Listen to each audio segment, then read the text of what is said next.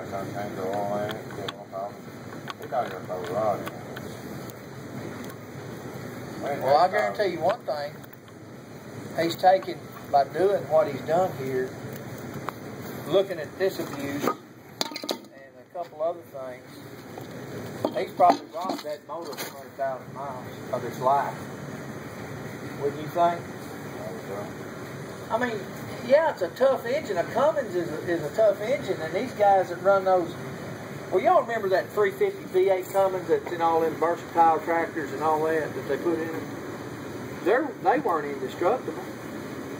They weren't near the engine this one is.